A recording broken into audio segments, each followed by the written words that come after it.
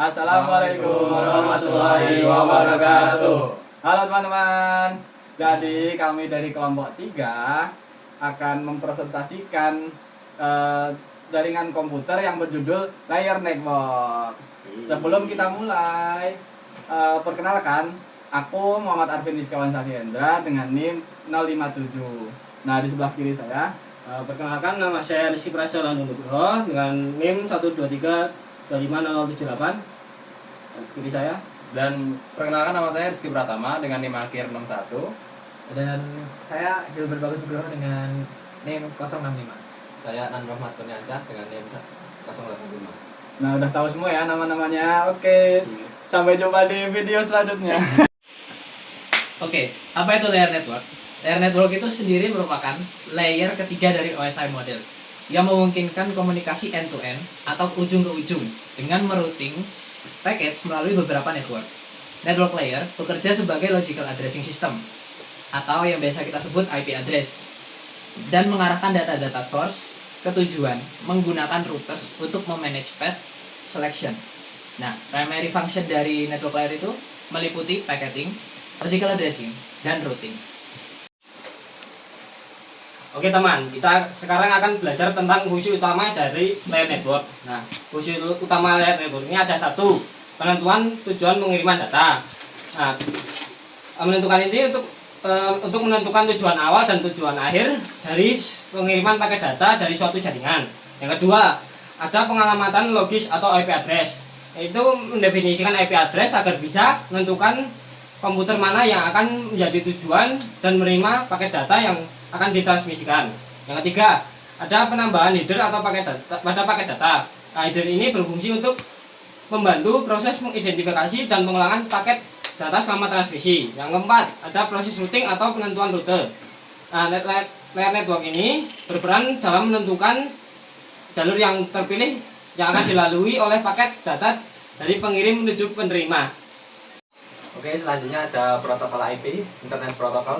Jadi Internet Protocol itu adalah protokol utama pada network layer yang digunakan untuk mengirimkan paket data dari satu perangkat ke perangkat lain melalui jaringan komputer atau internet. IP bertugas memberikan alamat logis pada setiap perangkat sehingga data dapat dikirim dan diterima dengan benar. IP bekerja dengan cara membungkus data menjadi paket yang berisi informasi penting seperti alamat IP pengirim dan alamat IP tujuan. Paket tersebut kemudian dikirim melalui jaringan dan akan melewati beberapa router yang bertugas menentukan jalur terbaik hingga paket sampai ke perangkat tujuan.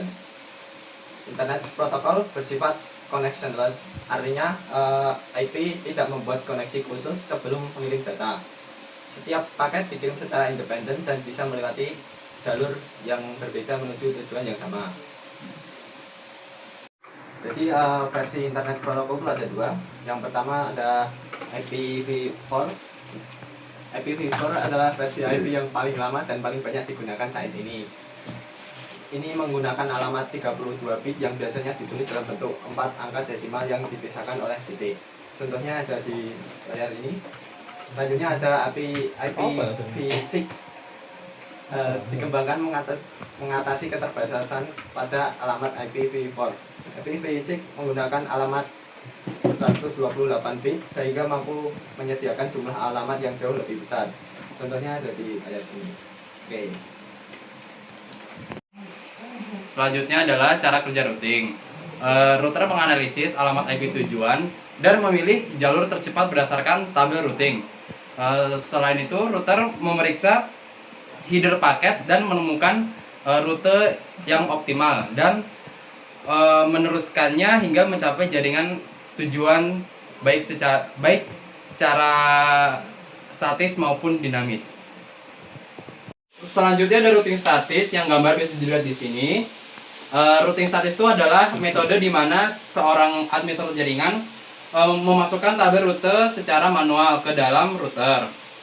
Kemudian di sini ada kelebihan dan kekurangannya. Kelebihannya yaitu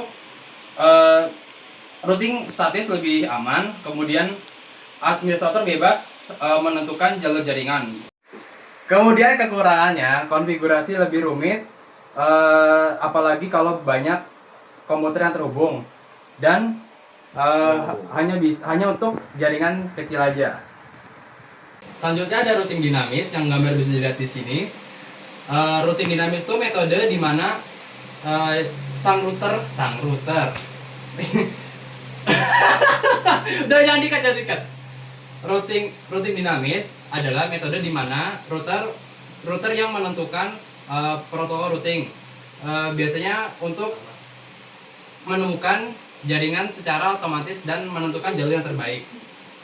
Kemudian kelebihannya yaitu proses konfigurasi lebih cepat, bisa digunakan untuk jaringan yang berskala besar. Kemudian kekurangannya itu ya bandwidth-nya yang besar, kemudian jalur yang tidak apa sih ini anjing, jalur yang tidak bisa ditentukan, jalur yang menentukan. Pelan. Kemudian kekurangannya adalah bandwidth yang besar dan karena apa sih mau ngomong apa? Kekurangannya adalah bandwidth yang besar. Jalur yang menentukan adalah sistem, bukan administrator. Selanjutnya ada protokol pendukung. Itu ada 4, yaitu ICMP, IGMP, ARP, sama RARP. Yang pertama itu adalah ICMP. ICMP itu adalah Internet Control Message Protocol. Nah, ICMP itu adalah protokol yang digunakan untuk mengirim pesan kesalahan yang error dan informasi jaringan ketika terjadi masalah pada pengiriman paket IP. Nah, ICMP ini bekerja bersama Internet Protocol atau biasanya digunakan oleh router atau host untuk memberitahu pengirim jika paket tidak dapat diproses atau tidak dapat sampai ke tujuan. Nah, ICMP ini tidak digunakan untuk mengirim data aplikasi, tetapi hanya untuk memberi informasi kondisi jaringan. Nah, fungsi utama ICMP ini yang pertama itu adalah memberi notifikasi kesalahan jaringan. Nah, yang kedua ini ada membantu diagnostik jaringan. Yang ketiga itu adalah mengontrol kondisi jaringan. Yang keempat itu digunakan oleh tool jaringan seperti ping, traceroute. Nah, selanjutnya itu adalah IGMP atau Internet Group Management Protocol. Nah, IGMP ini adalah protokol yang digunakan untuk mengelola keanggotaan host dalam grup multicast. Nah, multicast ini berarti pengiriman data dari satu sumber ke banyak penerima sekaligus. Nah, fungsi IGMP ini yang pertama itu adalah mengelola multicast group, yang kedua itu memberitahu router bahwa host itu ingin menerima multicast. Nah, yang ketiga ini ada mengurangi penggunaan bandwidth jaringan. Selanjutnya ada protokol pendukung yaitu ARP, Address Resolution Protocol. Jadi ARP itu adalah protokol yang digunakan untuk mencari alamat fisik MAC address dari suatu IP address. Komunikasi dalam jaringan lokal sebenarnya menggunakan MAC address, sehingga ketika sebuah perangkat hanya mengetahui IP address tujuan, dia harus menggunakan ARP untuk mengetahui MAC address tujuan tersebut. Fungsi ARP yaitu mengubah IP address menjadi MAC address, kemudian menghubungkan network layer dengan data link layer. Selanjutnya ada buat memungkinkan komunikasi antar perangkat dalam LAN.